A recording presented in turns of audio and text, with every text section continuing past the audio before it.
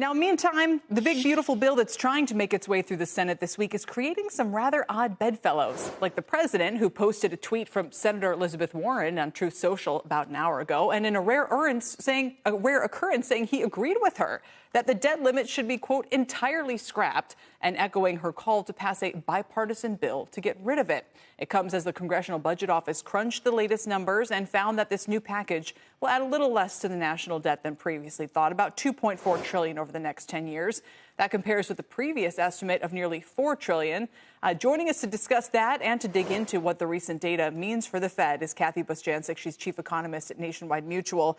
Kathy, let's kind of take these one at a time. We showed earlier the president's criticism for the Fed to lower rates again. And does today's data point in that direction? Hi, Kelly. Happy to be with you. Well, I think we really, I think it's premature at this point. I think there's still a lot of uncertainty surrounding the economic data and how the tariffs will ultimately impact prices versus activity. Just as you highlighted the ISM survey, the bond market sort of overlooked the higher prices paid, but focused on the weakness. And I think Friday's payroll data will really be the final arbiter on the labor market, well, at least for this month. What we've seen is ADP is not always a good indicator of payrolls month to month. Right. But yes, the trend can tell us something, but we really need to see the BLS's count of total employment and look at the household survey as well.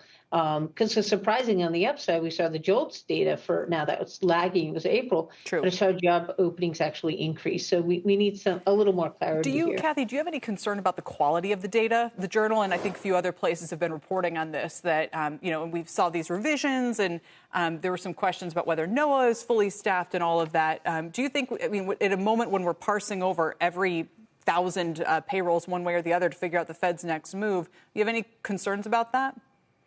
Oh, absolutely. Concerns because the economic data are the bedrock, right, of financial markets and really analysis of the economy tells us where we're going. So we had seen survey responses deteriorate. It's nothing new, but it seems to accelerate it. And now with some of the cuts to employment in these different agencies, it seems like it's becoming even more problematic fielding these surveys. So definitely a concern there on that front. Yeah, I want to ask you as well about the spending bill. So Elon Musk just tweeted as well, kind of reiterating his opposition to it. He said a new spending bill should be drafted, a new one, he says, that doesn't massively grow the deficit and increase the debt ceiling by $5 trillion. How are you figuring this all into the fact that the debt ceiling does need to be raised by something like August, depending on the timing of payments?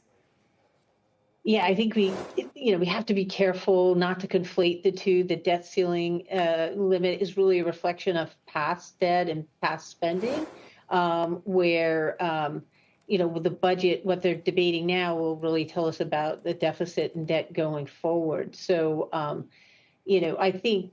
do think there's concerns about the big, beautiful bill. It certainly does, even though the CBO numbers are more encouraging and did lower the deficit projection to 2.4 trillion addition, as you indicated. It's still, we have a lot of debt and deficit, and it can be an issue at some point. I think that we'll have to see how that plays out, but it's unsustainable, right? As Chairman Powell and others have said, in the long run, it seems unsustainable to keep having these type of spending increases and not having revenue keep up. But I don't know that we're at this point now. No one knows, right, if we're exactly at a crisis now.